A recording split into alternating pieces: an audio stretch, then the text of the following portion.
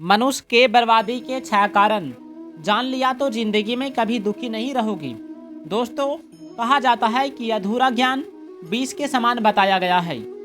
आइए जानते हैं वो कौन से बर्बादी के 6 कारण है। पहला कारण है दोस्तों, इच्छा। जी हाँ, इच्छाएं। बिल्कुल आपने सही सुना। प्रत्येक व्यक्ति के अंदर पहला अवगुण होता है उसकी इच्छाएं। जो व्यक्ति अपनी इच्छाओं को नियंत्रण नहीं कर पाता है वे अपने ज़िंदगी में हमेशा असफल हो जाते हैं, क्योंकि मनुष्य का इच्छा एक समाप्त होने पर दूसरी इच्छा प्रकट हो जाता है और मनुष्य इसी जंजाल में पड़कर अपना ज़िंदगी को खराब कर देता है। मनुष्य के बर्बादी का दूसरा सबसे बड़ा कारण है कि क्रोध। मनुष्य जो है छोटी छोटी बातों पर क्रोध कर लेता है। छोटी छोटी बातों पर अपने माता पिता को, गुरु को अपशब्द कह देते हैं, उसे आंख दिखाने लगते हैं। दोस्तों, क्रोध हमें कभी नहीं करना चाहिए।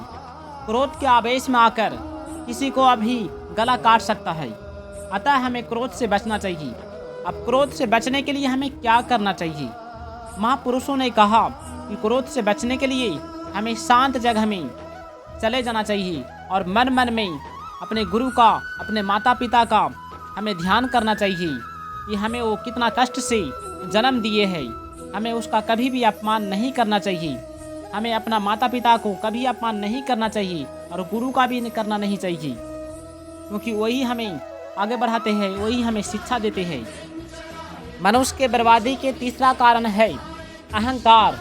जी हाँ, अहंकार। जब व्यक्ति का पास ज़्यादा खाने पीने का सामान हो जाता है, यानी कि वो अमीर बन जाता है, तो वह अपने आप पर घमंड दिखाने लगता है, यानी सभी पर घमंड दिखाता है, अहंकार दिखाता है कि हमसे पैसा वाला, रुपया वाला कोई नहीं है, हमसे टक्कर लेने वाला इस दुनिया में कोई पैदा नहीं हुआ है। तो इसलिए अहंकार हमें नहीं करना चाहिए। महाराजा रावण का तो अहंकार नहीं रहा, तो आपका कैसे रह जाएगा? इसलिए दोस्तों, भगवान श्री कृष्ण कहते हैं कि अहंकार मनुष्य को विनाश कर देता है, इसलिए इससे बच के रहना चाहिए। और अगला कारण जानते हैं, चौथा कारण है आलस्य। व्यक्ति को कभी भी आलस्य नहीं करना चाहिए, क्योंकि आलस्य भी बहुत बड़ा शत्रु है। कहा जाता है कि आलस्य मनुष्य का प्रथम शत्रु माना जाता है। अतः हमें आलस्य नहीं करना चाहिए। हमें अपने परिश्रम के लिए, हमें अपने लक्ष्य के लिए कठोर परिश्रम करना चाहिए। हमें कभी भी आराम से ज़िंदगी नहीं बिताना चाहिए। हमें हमेशा मेहनत करना चाहिए। हमें ऐसा कर्म करना चाहिए जिससे हमारा माता पिता, हमारे गांव समाज का, हमारे गुरु का नाम रोशन हो। मनुष्य का जन्म 84 लाख योनियों में पड़कर होता है। फिर क्या गारंटी कि दोबारा मनुष्य का जन्म मिले या ना मिले? हमें इसी जन्म में अच्छा कर्म करें।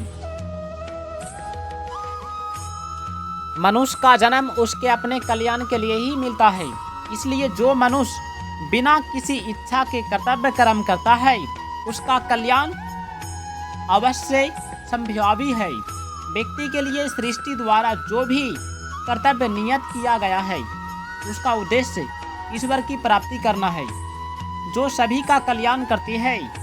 जब व्यक्ति किसी भी साधन, कर्मयोग, ज्ञान योग, भक्ति योग द्वारा अपने उद्देश्य को पूर्ण कर लेता है तो उसके लिए कुछ भी करना, जानना अथवा पाना शेष नहीं रहता। यह मनुष्य जीवन की परम सफलता है। साधारण व्यक्ति इच्छा पूर्ति के लिए कर्म करता है और कर्मयोगी इच्छा मुक्ति के लिए कर्म करता है।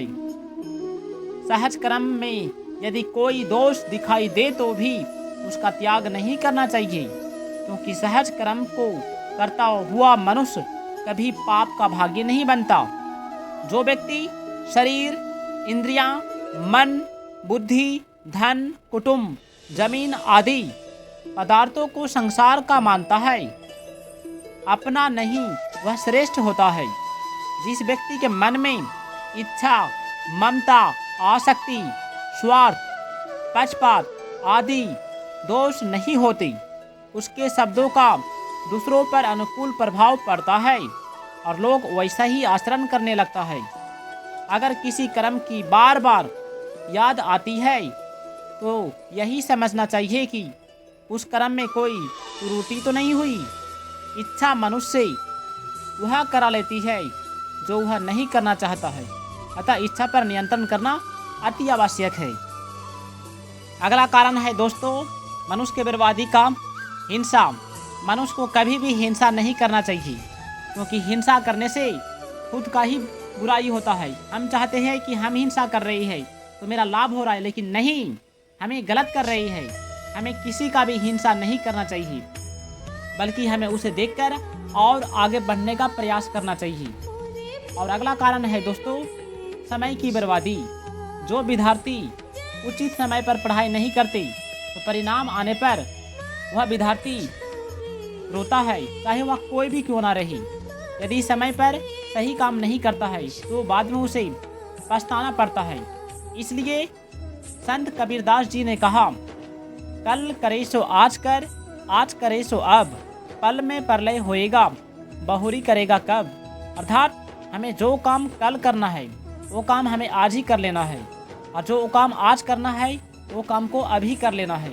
तभी हम जिंदगी में आगे बढ़ सकते हैं। सफलता हमारी कदम चूमेगी, सफलता पाने में देर नहीं लगेगी।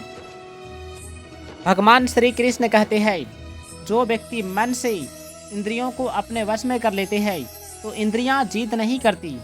उनको जहां लगाना चाहे वहीं में वे लग जाती है, और जहां से उसे हटाना चाहे वहां से वे हट जाती है। जब कर्म अपने लिए न करके दूसरों के हित के लिए किया जाता है तो वह कर्म योगी कहलाता है।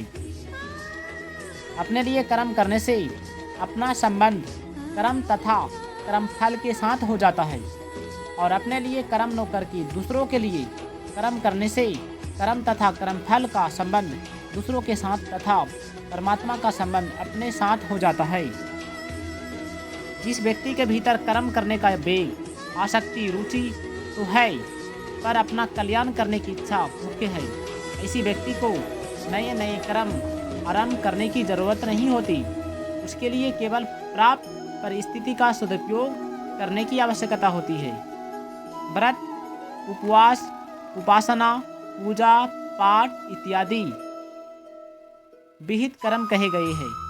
जो व्यक्ति झूठ बोलना, चोरी करना, हिंसा करना इत्यादि निषिद्ध कर्मों का त्याग कर देता है, उसके विहित कर्म स्वतः होने लगते हैं।